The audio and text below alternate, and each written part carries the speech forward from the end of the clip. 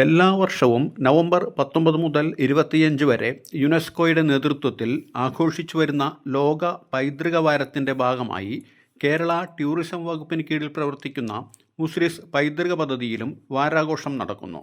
ഇതിൻ്റെ ഭാഗമായി കൊടുങ്ങല്ലൂരിലും പറവൂരിലുമായാണ് പരിപാടികൾ സംഘടിപ്പിച്ചിരിക്കുന്നത്. നാലുകെട്ട് എന്ന് പേരിട്ടിരിക്കുന്ന വനിതകളുടെ കൂട്ടായ്മയും പൈതൃക നടത്തവും ചേന്നമംഗലം പാലിയം മ്യൂസിയത്തോടനുബന്ധിച്ച് നടന്നു.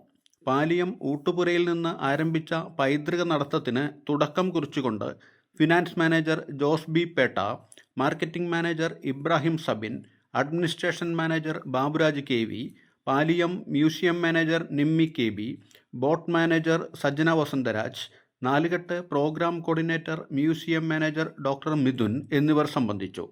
നീതു, നസ്രിയ എന്നിവർ പൈതൃക നടത്തത്തിന് നേതൃത്വം നൽകി. നവംബർ 19 മുതൽ ഇപ്പോൾ 22 വരെ വേൾഡ് ഹെറിറ്റേജ് വീക്ക് നമ്മൾ സെലിബ്രേറ്റ് ചെയ്യാണ്. അപ്പോൾ അതിൻ്റെ ഭാഗമായിട്ടാണ് നാലുകെട്ട് എന്നുള്ള രീതിയിൽ ഇവിടെ നമ്മൾ ലേഡീസ് പ്രോഗ്രാം വെച്ചത്.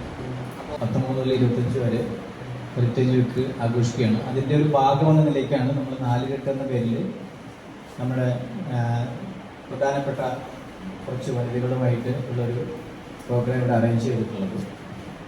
തൊട്ടപ്പുറത്തെ പാലിയത്തിൻ്റെ ഒരു ക്ഷേത്രമാണ് ശിവക്ഷേത്രം. അവിടെ ഇന്ന് അഷ്ടമി ആണ്, വൈക്കത്തഷ്ടമി ആയതുകൊണ്ട് ആ ക്ഷേത്രത്തിൽ വൈക്കത്തപ്പൻ തന്നെയാണ് പ്രതിഷ്ഠയുള്ളത്. അപ്പോൾ അവിടെ ഒരു ദീപങ്ങളെല്ലാം തെളിയിച്ച് നല്ലൊരു സായാഹ്നം ഒരിക്കലും നമുക്കവിടെ കാണാൻ കിട്ടുക. അപ്പോൾ അതിൻ്റെ മുൻവശത്തായിട്ടാണ് ചേന്നമംഗലത്തെ പരമ്പരാഗത തൊഴിലുകളിൽ നമ്മൾ പ്രോത്സാഹിപ്പിക്കുന്നുണ്ട് മുസ്ലിം പൈതൃക പദ്ധതി. അപ്പോൾ പണ്ടത്തെ ഭാഷ പറയുകയാണെങ്കിൽ പീഡികമുറി എന്ന് പറയും. ആ പീഡികമുറിനെ നമ്മൾ ഡിപ്പാർട്ട്മെൻറ്റ് ഏറ്റെടുത്ത് അത് കൺസേർവ് ചെയ്ത് ഈ ഒരു ചേന്നമംഗലത്തെ ഏകദേശം 9 ഹാൻഡിക്രാഫ്റ്റ് ആണ് നമ്മളവിടെ പ്രോത്സാഹിപ്പിച്ചുകൊണ്ടിരിക്കുന്നത്. ആ ഓരോ കടകളിൽ പോവുകയും അതിൻ്റെ ഡീറ്റെയിൽസ് എടുക്കുകയും അവരുടെ ചിലത് നമുക്കൊരു താല്പര്യം ഉണ്ടാവും, അത് എങ്ങനെയാണ് അവരതിൻ്റെ ഡെമോൺസ്ട്രേഷനും എല്ലാം നമുക്ക് കാണാം. അതിനുശേഷം നമ്മൾ ജസ്റ്റ് ഒന്ന് വഴിയിലേക്ക് കറങ്ങിയിട്ടാണ് തൊട്ടടുത്ത് തന്നെ ചേന്ദ്ര തൃക്കോവിൽ എന്ന് പറഞ്ഞിട്ടൊരു ക്ഷേത്രമുണ്ട്. അതും പാലിയത്തിൻ്റെ തന്നെ ക്ഷേത്രമാണ്, കൃഷ്ണൻ്റെ ക്ഷേത്രം കൂടിയാണ്.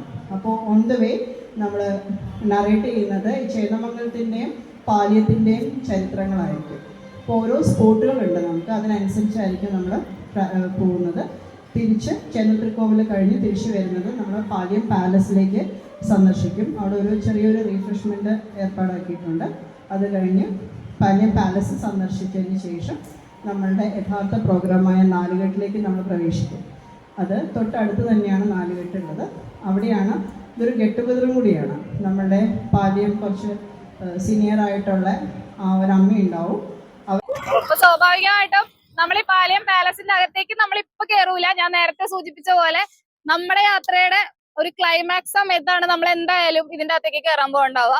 ശരിക്കും പറഞ്ഞു കഴിഞ്ഞാൽ ഒരു മായാജാലമാണ് നമ്മളുടെ ഒരു ആർക്കിടെക്റ്റിന്റെയും അതുപോലെ തന്നെ ഡച്ച് ആർക്കിടെക്ട് സ്റ്റൈലിന്റെയും ഒരു വലിയ മായാലോകമാണ് നമ്മുടെ പാലിയം എന്ന് പറയുന്നത്.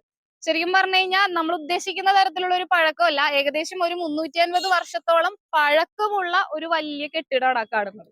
അത് അന്നത്തെ കാലത്ത് നമ്മളുടെ ഡച്ചുകാരുടെ ഒരു ഇൻഫ്ലുവൻസോട് കൂടിയാണ് ഈ ബിൽഡിംഗ് പണിയുന്നത്.